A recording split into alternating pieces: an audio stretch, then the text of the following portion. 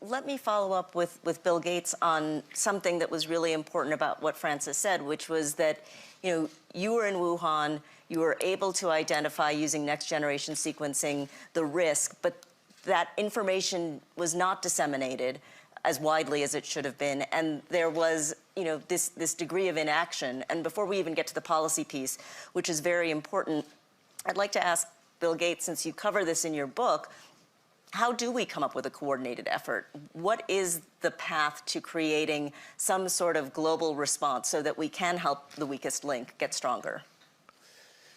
Well, there certainly was time enough for some countries to respond and have, very, very mild pandemics.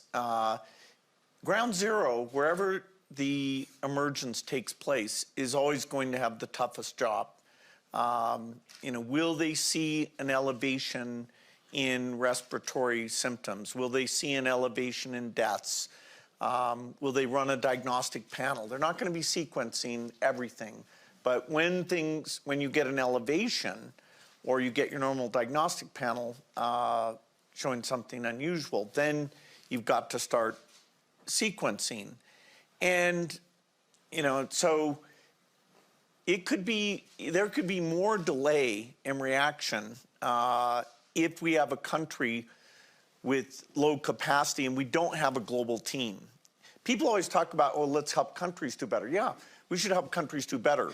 But a lot of the pandemic risks are in countries who in the next several decades will not have that local capacity. So you have to have global capacity. If you're serious about pandemics, you have to have global capacity that can come in and do those things. So we see that a lot.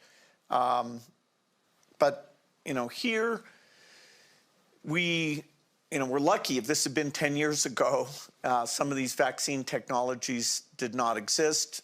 If it comes 10 years from now, we should have far, far better diagnostic technology. That is, be able to scale up every country within a month to diagnose their entire population. We should have much better therapeutics, some of which will be pathogen independent.